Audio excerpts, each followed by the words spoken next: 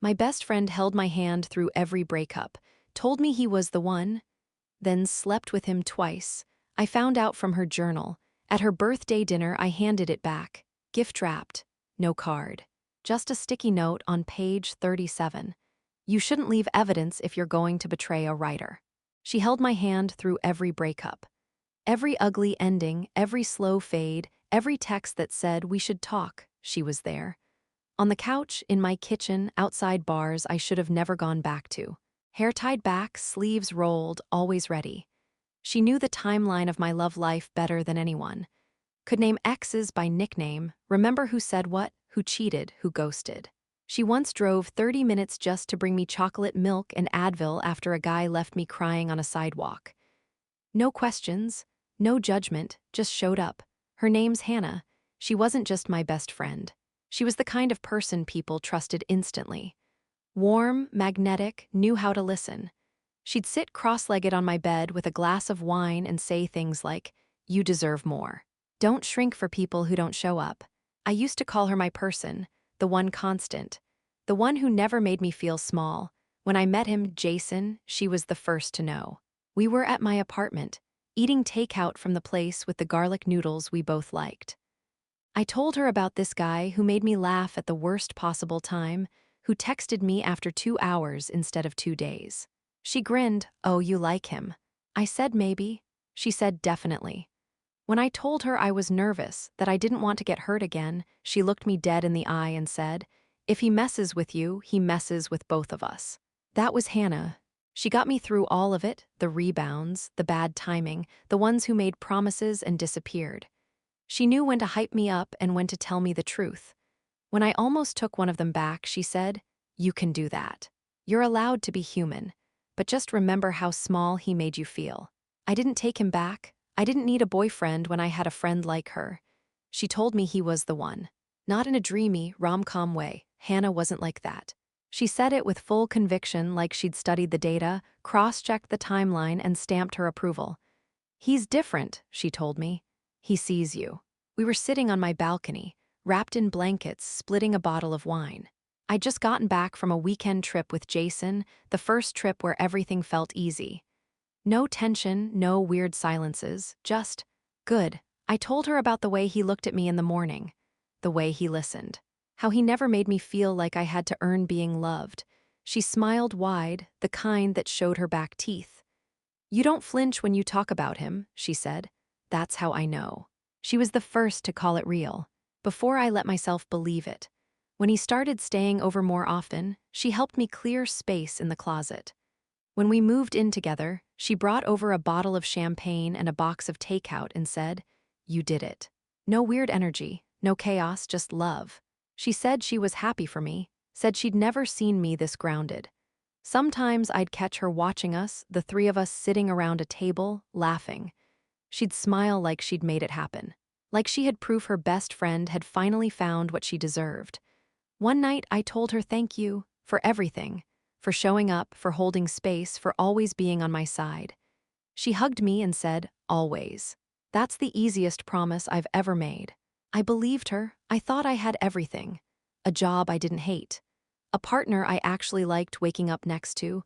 A best friend who knew every version of me and stayed anyway. There was a rhythm to life then, not flashy, not dramatic, just consistent.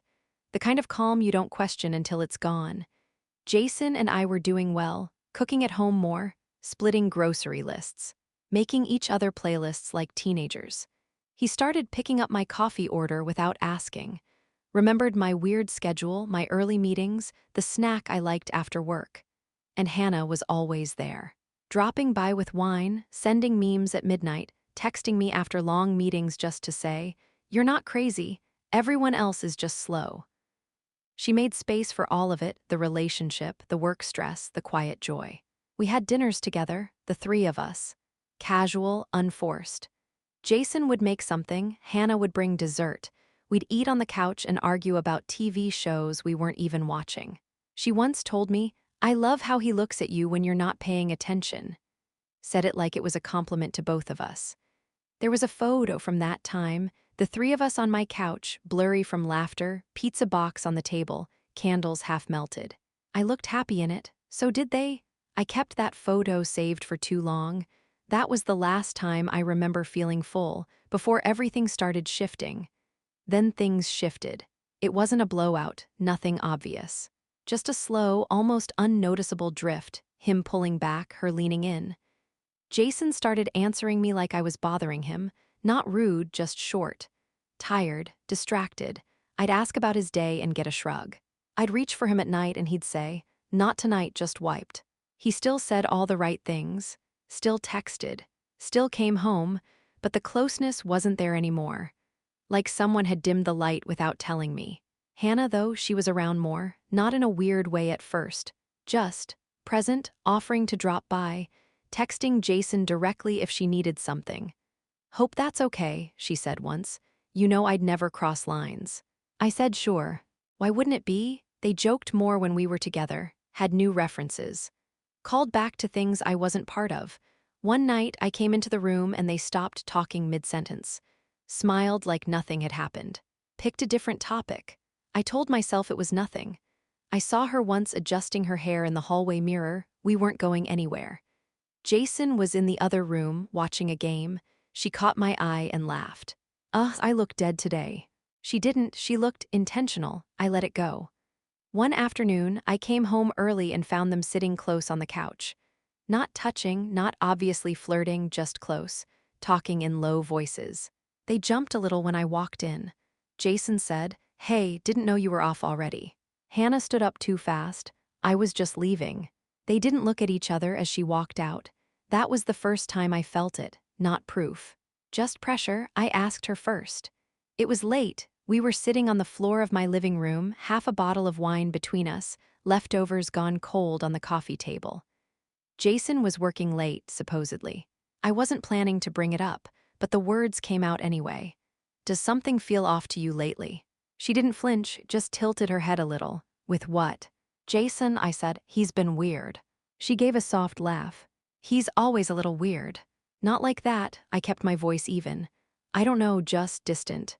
She leaned back against the couch, took another sip. "He's probably just stressed. You said work's been crazy for him, right?" "Yeah. But it's more than that." She shrugged. "You're probably just in your head, it happens." I nodded slowly. "And nothing seems different to you, with him." She looked at me then away. "Too smooth, too quick. You're overthinking," she said. "You always spiral when things are good. You get nervous." I didn't answer. She leaned forward, gave my knee a squeeze. "You have a good thing, don't talk yourself out of it." Then she stood, stretched like it was any other night. Said she had an early morning. I watched her leave, then stared at the closed door for a while. She hadn't asked why I was asking. She hadn't said no. He said he was just busy. Work was piling up. Long hours, new project. "It's just a phase," he said, not looking up from his laptop. "You know how it gets." I did, but this was different. He used to pull me in when things got hard. Now he shut down, short answers, quick goodnights. He still kissed me goodbye in the mornings, but more like a habit than a choice. I asked him once if we were okay, just asked, plain and direct. He blinked at me like I'd interrupted something important. "Yeah," he said. "You're just reading into stuff again." I let it go. We still had dinners. Still watched shows. Still did the things that make a relationship look normal from the outside. But the space between us had filled with static, like we were speaking different frequencies and pretending it didn't matter. He kept just enough closeness to keep me doubting myself. A hand on my back, a text during the day. A compliment dropped in casually. "You always get it done. That's what I love about you." It felt like a script, rehearsed, precise. I asked if he wanted to plan a weekend trip, just the two of us. He said maybe. Never brought it up again. I came home one night to find him on the phone. He ended the call the second I walked in. Said it was work. His tone was normal, too normal. I didn't push. He made it easy not to. That was the trick, give just enough to keep the questions quiet. I told myself maybe I was just tired. Stretched thin. Maybe things were fine. I wanted to believe that. She made it easy, too. Then she left her bag at my place. Not unusual. Hannah left stuff behind all the time, cardigans, lip balm, half-read books. She joked that my apartment was her second closet. This time it was her tote. Slouched near the edge of the couch, half-zipped. I noticed it the morning after she'd come by for dinner, stayed late, said she was too tired to drive home and Ubered instead. I texted her, "You left your bag." She replied, of course I did. I'll grab it this weekend." I moved it to the chair by the door so I wouldn't forget. But it sat there for 3 days. I stepped around it each time I left, each time I came home. Eventually, I stopped noticing it. Until I was cleaning. Sweeping the living room, clearing clutter, tossing receipts and wrappers into a trash bag. I picked up her tote to set it on the table and it sagged open. A notebook slipped halfway out. Hardcover, black, worn edges, her journal. I froze for a second. Hannah kept a journal like most people breathe, always had one on her. Said it helped her process things. Said she only wrote in it when she needed to get her head clear. I placed it back into the bag carefully. But later, hours later, it was still in my head. The way it had almost fallen open. The way it had pages flagged with colored tabs. I don't know what I was looking for when I pulled it back out. I didn't even know I was going to. I told myself I just wanted to see what page it had opened to. I told myself I wasn't going to read it. I meant it. I wasn't going to read it. I really wasn't. I told myself I'd just flip through, glance, maybe find a quote. Hannah always underlined quotes. I sat on the edge of my bed, the journal in my lap. My thumb found a random section, late summer, based on the date scrawled in the corner. I skimmed a few lines. Stuff about work stress. Her sister, an old roommate, it felt harmless. Familiar, like reading a memory we shared. I flipped forward, another entry, a weekend trip, a fight with her mom, then a note to herself. Remember this next time you agree to help people just to avoid conflict. I almost closed it then. I was already too far in. But then I saw it. A sticky tab, neon pink, tucked neatly at the top of a page. I didn't hesitate. I turned straight to it, page 37. It started with a time stamp, no title, just a line, "So it happened again." My eyes caught on the next sentence. Then the one after. I froze, reread the top of the page, my name wasn't there. His was. I blinked, went back up, started from the first line, and then I read it all. Page 37 changed everything. 2 entries, 2 dates, both him. The first one started like gossip. So it happened again. Then. I told myself I wouldn't let it, but I did. We were alone. He looked at me like he meant it, like he always does when she's not around. I didn't stop it. I didn't want to. The next paragraph was worse. It was quick, messy. Not romantic. But I can't lie, it felt good to be wanted. Even if it wasn't mine to want. The date was from months ago. Right in the middle of when things had started shifting. I remember the exact week. Jason had canceled a dinner and said he was slammed at work. I'd eaten takeout alone and texted Hannah, who said she was out with coworkers. The second entry was 2 pages later. Same tone, same names. We said we wouldn't do it again. But last night proved we're both liars. I didn't feel guilty in the moment, only after. I wonder if she'll ever notice. Probably not. She trusts us too much. I read that line 3 times. She trusts us too much. I sat there with the journal open in my lap, hands still, throat tight. The pages didn't shake. I didn't cry. It wasn't a story. It wasn't vague. There was no way to spin it. Twice, at least, not a rumor. Not a suspicion. Her words, her handwriting, her voice on paper, no denial left. I read it twice. The first time I was numb, scanning, processing, my brain doing the math while my heart stayed quiet. The second time it sank in. I read the entries slowly. Line by line, I let every word land. Let the details bruise, the way she described his hands.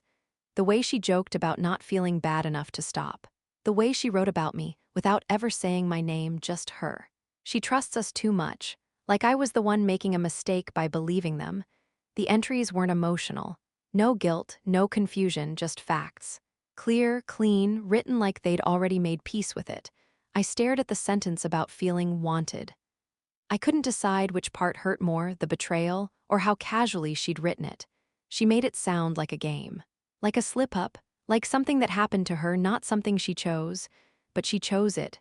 Twice. And he did too. I sat there in silence for a long time, journal still open. Page 37 staring up at me like it was waiting for a reaction.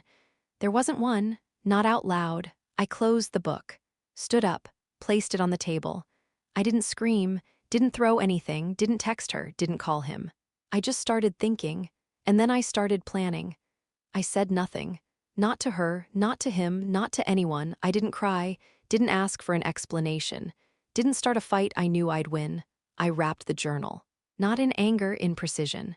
Brown paper, neat folds, a small piece of tape on each edge, no ribbon, no tag. I went to the drawer where I kept the leftover office supplies and pulled out a sticky note. Wrote 5 words in pen. Page 37, you should reread it, then crossed it out. New note, cleaner, you shouldn't leave evidence if you're going to betray a writer. I stuck it right on the inside cover. The book sat on my counter for 2 days. I walked past it like it wasn't there, like it didn't change everything. She texted on the second day, still on for dinner. Then, excited to see you, been too long. I typed can't wait, sent it, then I went back to planning. Not what to say, just when to say it. I RSVP'd yes. She texted again the morning of, so excited for tonight, you better hug me first. I sent a heart emoji. No words. Her birthday dinner was a thing every year. Intimate but curated, always the right people, the right restaurant, the right amount of noise to hide in if something awkward happened. She loved a controlled setting. Loved being the center without looking like she needed to be. That night I got ready like nothing was wrong. Simple dress. Clean hair, neutral lip. No red, no drama, just me carrying a gift-wrapped journal like it was a bottle of wine.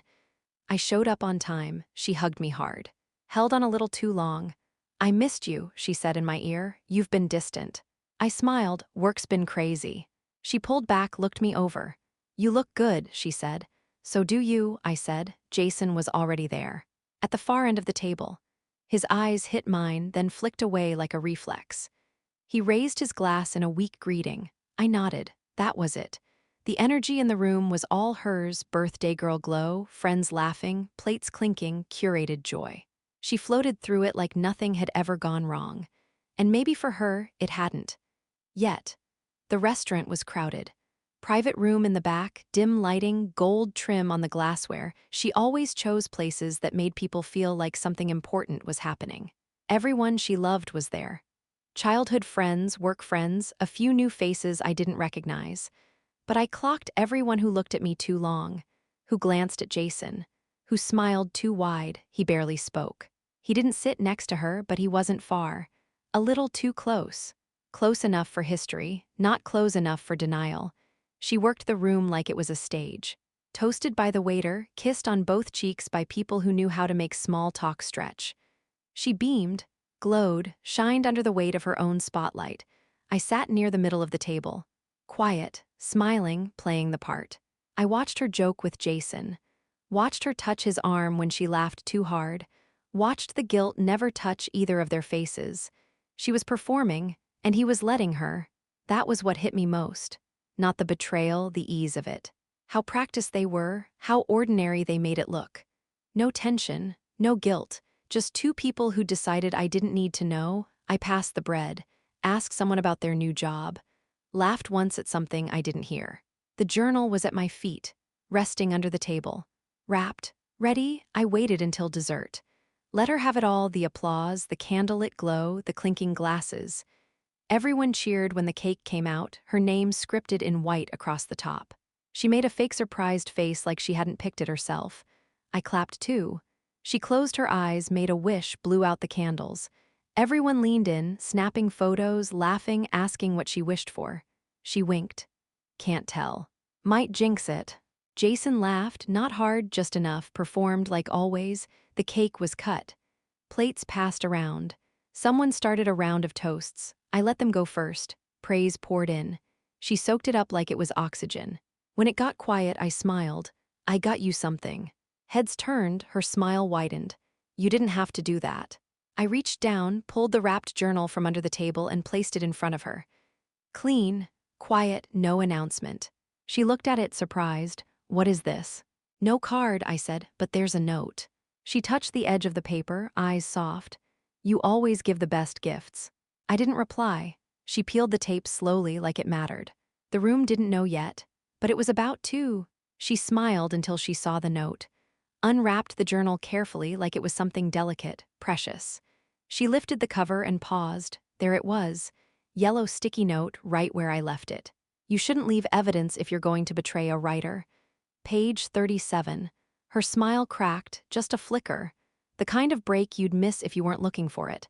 I was. She didn't say anything.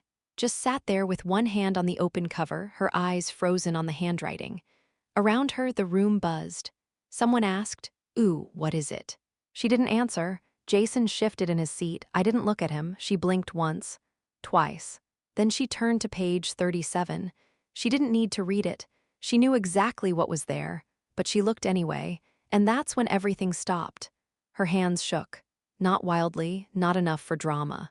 Just that subtle tremor people get when the body knows it's been caught before the mind catches up. She stared at the page. Her lips parted, closed again, swallowed. Jason went still across the table. I could feel him watching her, not me, waiting to see what she'd do.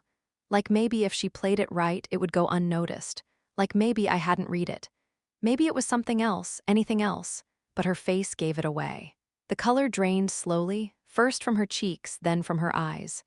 She tried to speak, opened her mouth just slightly, eyes flicking to me. I didn't move, I didn't blink. She looked back down, read another line, maybe two. And then she closed the journal. Softly, carefully, like she thought if she handled it gently enough it wouldn't detonate, but it already had.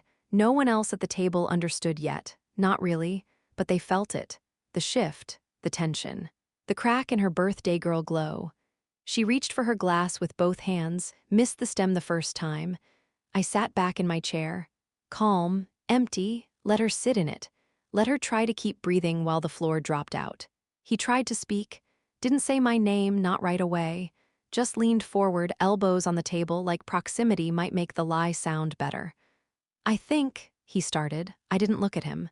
He shifted, cleared his throat. "Listen, it wasn't."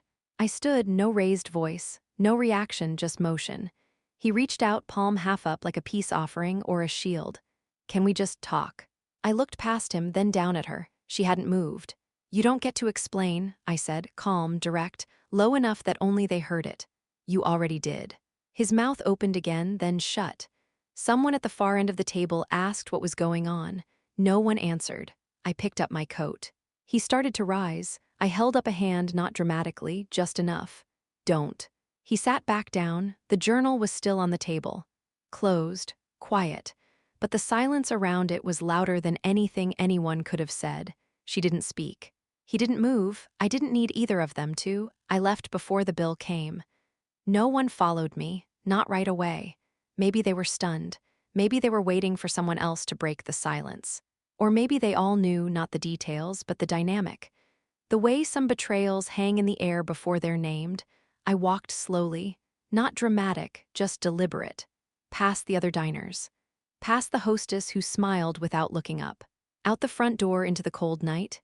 I didn't rush. My coat was unbuttoned, but I didn't fix it. I didn't need to hold myself together anymore. The street was quiet. My car was parked half a block down. I heard the door open behind me, footsteps starting, then stopping. Like someone thought better of it. Smart. I slid into the driver's seat, started the engine. Let the air warm up while I sat there, hands in my lap, eyes on the windshield. No tears, no shaking, just silence and space. Inside, they'd still be sitting with the journal, her sticky note, his unfinished sentence. Dessert never got served. Good, she shouldn't have left evidence. Not if she wanted to pretend it never happened.